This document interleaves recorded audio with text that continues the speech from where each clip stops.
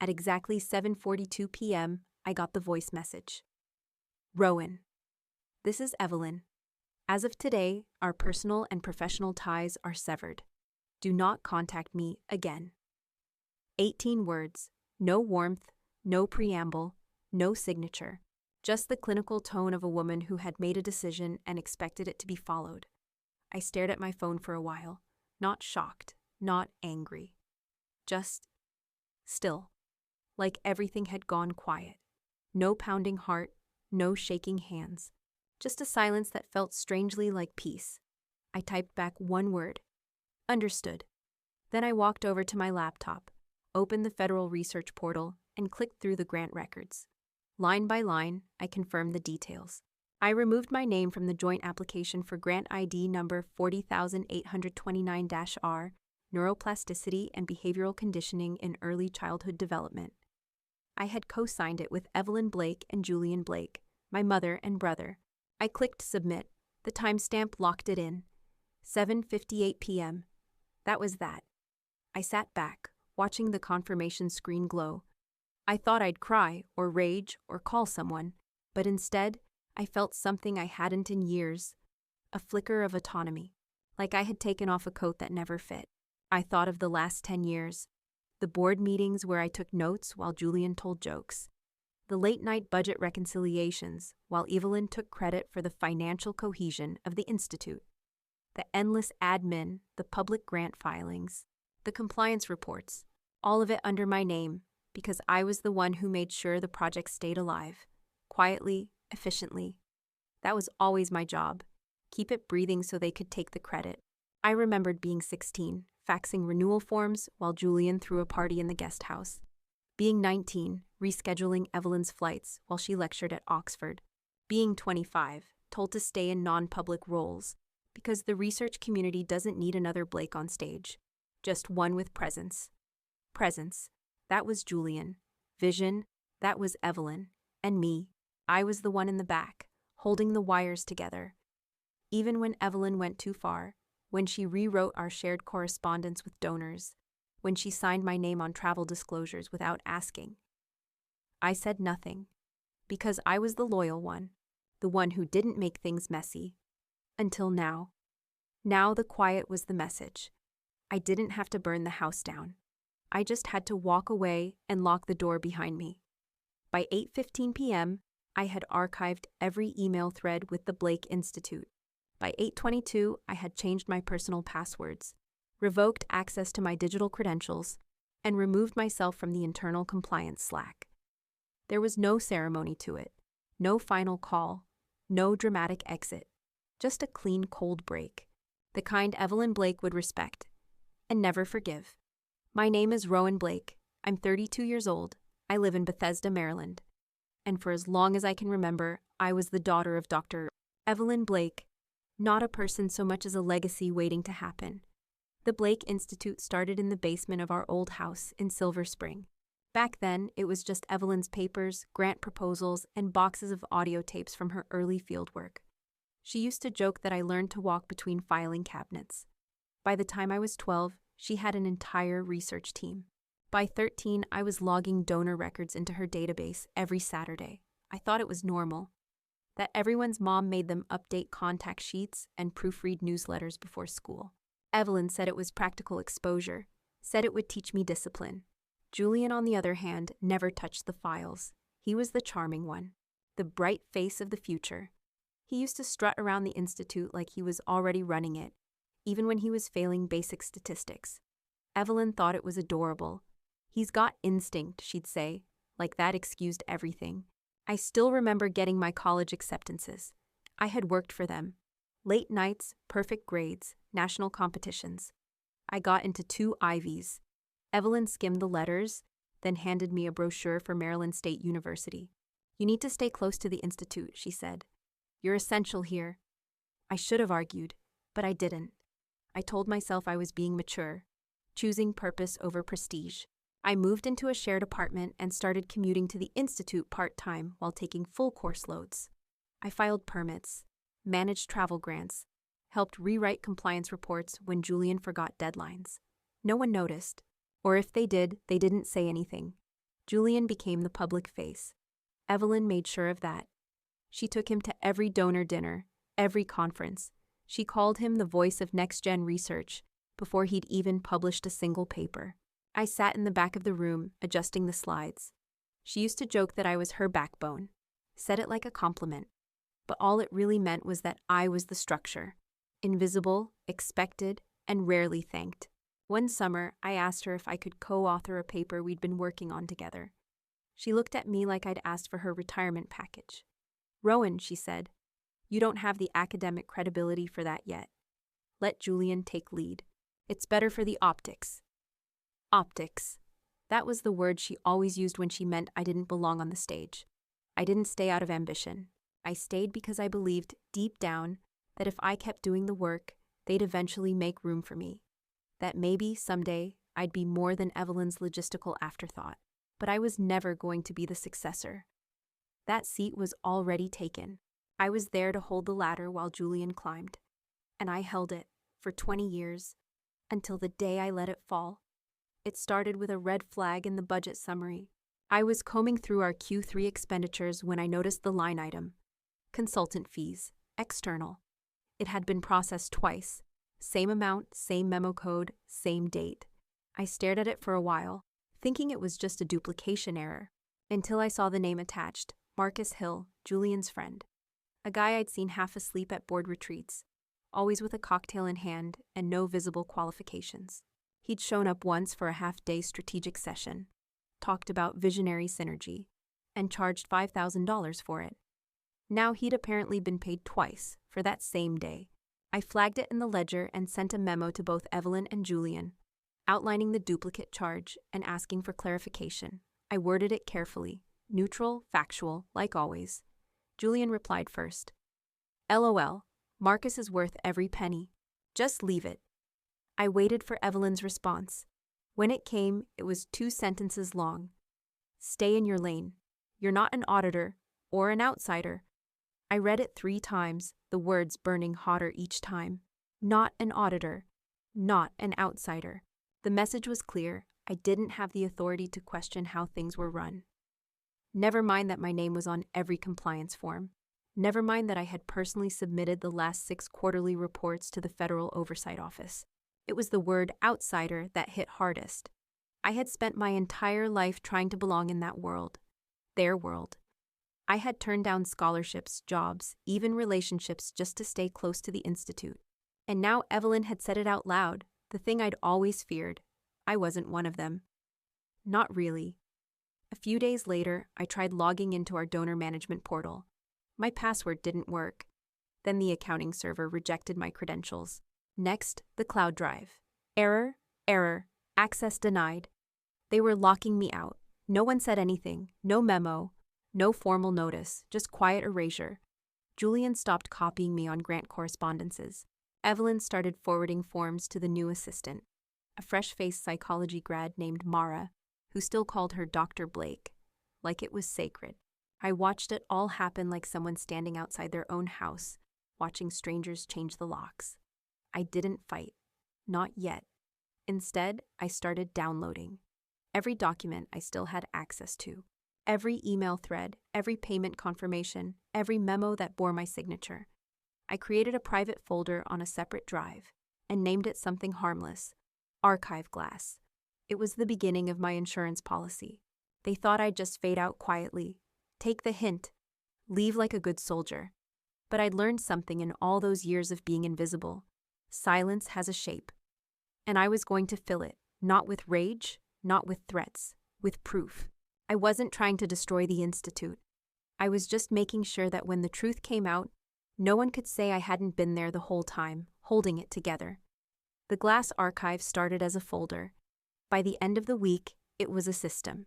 I spent my evenings combing through old files, digging up anything that had my name on it, anything I had signed, submitted, edited, or approved.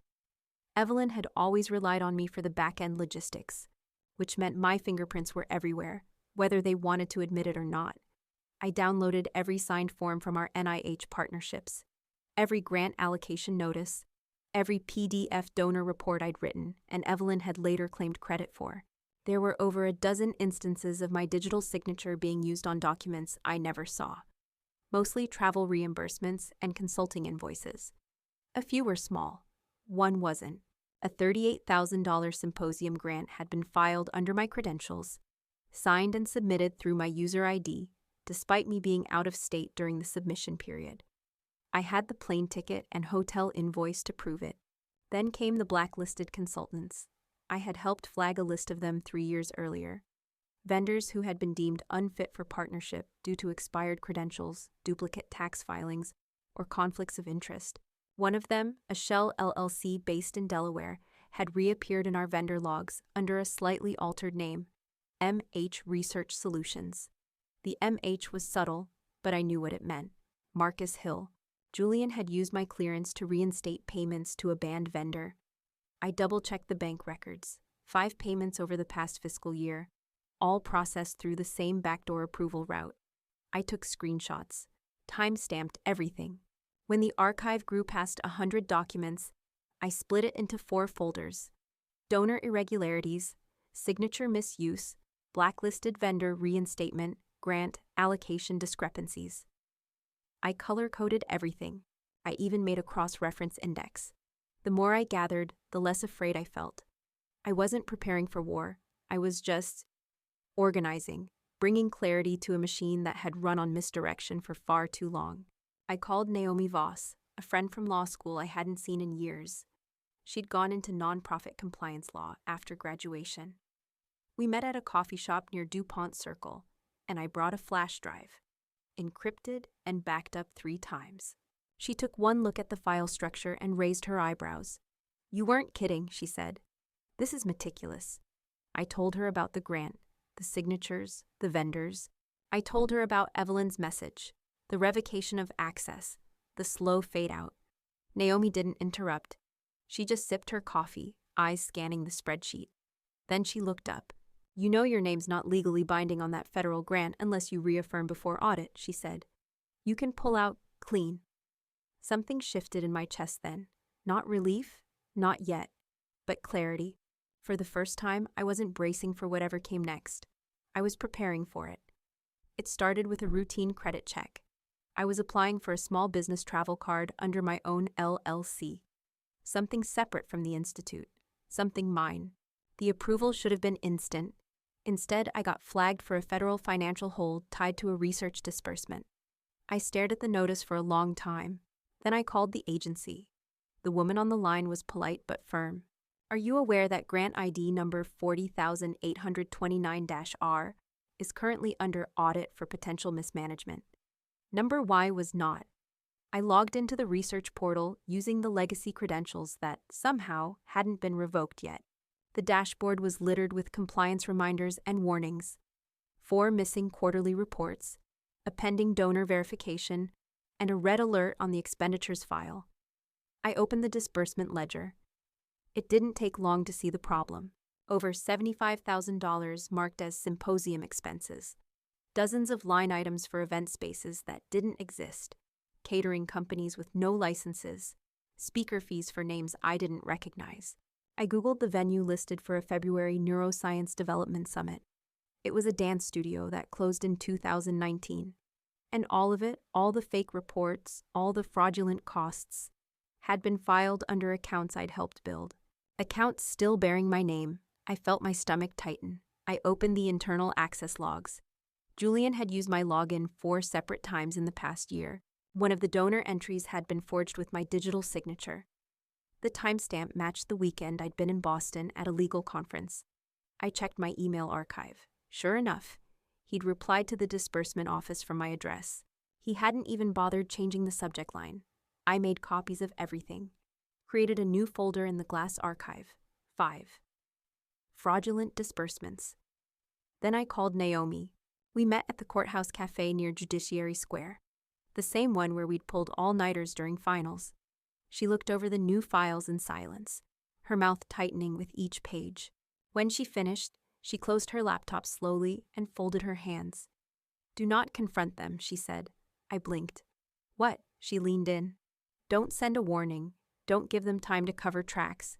Just pull out, formally, legally. Let the house fall on its own. I sat back, heart pounding. But if I don't, Rowan, she cut in. You've done enough. You stayed quiet while they used you. You played nice. You made it easy. She wasn't cruel, just honest. You're not complicit yet, she said. But if you delay this any longer, you will be. The words sat heavy in the air. I nodded, slowly. Okay. She reached across the table and touched my hand. Good. I walked out into the gray afternoon with the truth clanging in my head like a bell I couldn't unring. They didn't just use my loyalty. They'd weaponized it. And now it was time to take it back. It was a Thursday morning when I did it. I woke early, made coffee, and sat at the kitchen table in sweatpants, watching the cursor blink on the federal portal. I already had everything queued. The glass archive was backed up in 3 locations. My legal memo had been reviewed twice by Naomi. There were no surprises left. I clicked Begin Amendment on grant ID number 40,829-R. The interface was outdated, the kind that hadn't been redesigned since 2009, but it still worked. I used the legacy credentials Evelyn had never bothered to deactivate. The ones still registered to my personal email from 5 years ago. Under Project Personnel, I selected my name and clicked Remove Participant. A warning popped up. Are you sure you want to remove this principal investigator? This action is irreversible. Yes. Yes, I was. I confirmed. The screen refreshed. My name vanished from the project roster. That was the first domino. Next, I opened the memo. It was only 2 pages long. Calm, concise, nothing emotional. I explained that I was formally withdrawing from all business and legal responsibilities associated with the Blake Institute's federally funded research projects, effective immediately. I outlined the specific documentation I had discovered: vendor misreporting, digital credential misuse, and possible donor misrepresentation. No accusations, just facts. Attached were 16 appendices, redacted only where legally required. I uploaded the memo to the Office of Research Compliance portal and hit Submit. A confirmation email landed in my inbox 3 seconds later. From there, it moved fast. The Blake Institute's federal funding was flagged for review within hours. A temporary suspension notice was added to the grant dashboard. I watched it happen like I was observing someone else's life. Like I'd unplugged the entire system, and no one had noticed until the lights started going out. I called my financial advisor after lunch. By 2 p.m., I had transferred all my assets into a personal trust under a new LLC. One Naomi helped me set up just in case Evelyn tried to argue intellectual theft or breach of legacy contract. She wouldn't win, but it was better to be overprepared. I signed everything electronically and logged off. At 3:12 p.m., I silenced my phone for the first time in years. Not do not disturb, not vibrate. Silent. That evening, I made dinner, real dinner. I listened to music while I chopped vegetables. I poured a glass of wine. I ate at my dining table instead of my desk. The inbox was already filling up, but I didn't look. Let them scramble. Let them spin it however they wanted. I had made no threats, issued no public statements, lit no fires. I had simply removed the keystone, the quiet, invisible part they never thought to protect. And now the weight of it all was theirs to carry. That night, I slept fully, no alarm, no check-ins, no guilt. Just air in my lungs and space between me and the machine I used to call home. By morning, my voicemail was full. The first one was from Evelyn. Short, controlled. Rowan, I've received notice of your withdrawal. Call me. This is salvageable, if you stop now. She didn't say please. Then Julian's voice, slurred slightly, like he'd been up all night. What the hell is wrong with you? You've doomed us. This was fixable. You didn't have to go nuclear. There were more after that. One from their longtime accountant, Howard, who sounded panicked. I need clarification on your memo. The Office of Research Compliance froze the disbursement accounts. We've got invoices pending, Rowan. You're putting us in legal jeopardy. Click, delete. I listened to each one without responding. It was like watching people bang on the windows of a building I'd already walked out of. Julian sent a text mid-morning. You don't get to do this. You're still part of this family. I stared at it for a long time before replying. You made sure I wasn't. An hour later, Evelyn called again. I didn't answer. The voicemail that followed was longer, more composed, but ice-cold beneath the surface. You've endangered the entire institute. You may think you're protecting yourself, but what you've done undermines decades of work. We built this together, Rowan. You know that. You don't get to erase your role just because you're angry. I finally called her back. She picked up instantly. Rowan. You ended this, I said, cutting her off. I just confirmed it. Silence on the other end. For the first time in a long time, Evelyn didn't have a ready response. I could hear her breathing, slow, deliberate, like she was trying not to explode. You think this is justice? She finally asked, voice low. Some kind of retribution for being unappreciated? No, I said. It's correction, for both of us. She laughed then, not with humor, with something brittle and mean. You'll never outrun our name, no matter what you tell yourself. Good, I said.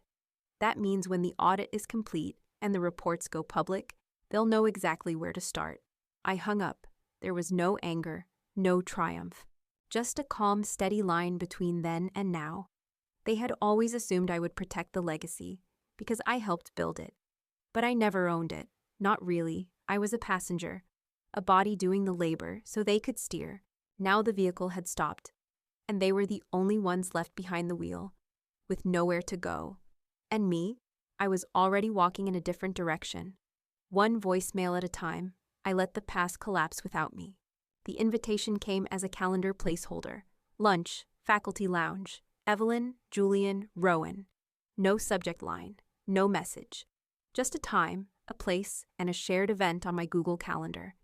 Classic Evelyn. I almost deleted it. But Naomi had warned me, face them once, not to negotiate, to close. So I went. The faculty lounge at the local university looked exactly the same as it did when I was 19 and filing event RSVPs in the corner while Evelyn held court. Same gray walls, same stale coffee smell, a shrine to polite academia. Evelyn was already seated at the round table when I arrived. Crisp blazer, neutral lipstick. Her expression was calm, but unmistakably tight. Julian showed up 3 minutes later, sunglasses on, even indoors. He didn't take them off. Glad you came, Evelyn said. Not warm, not cold, just functional. I didn't sit. Julian leaned back in his chair, arms crossed. Look, we're not here to fight. That's new, I said. He ignored it. You made your point, loud and clear, but you don't need to keep escalating. We can fix this, Rowan. Evelyn nodded. Family legacies take sacrifice. You of all people should understand that. Sacrifice, I echoed. Right. I reached into my bag and pulled out the envelope. Julian rolled his eyes. What's this now? I laid the affidavit on the table. My formal withdrawal. Signed, notarized. It removes me from all legal and financial responsibilities associated with the Blake Institute. Present and retroactive. Evelyn's eyes skimmed it. She didn't touch it. Julian glanced over and snorted. You're really doing this, huh? You're willing to blow it all up just to feel important. No, I said. I'm willing to walk away. The difference is, now the rubble is yours.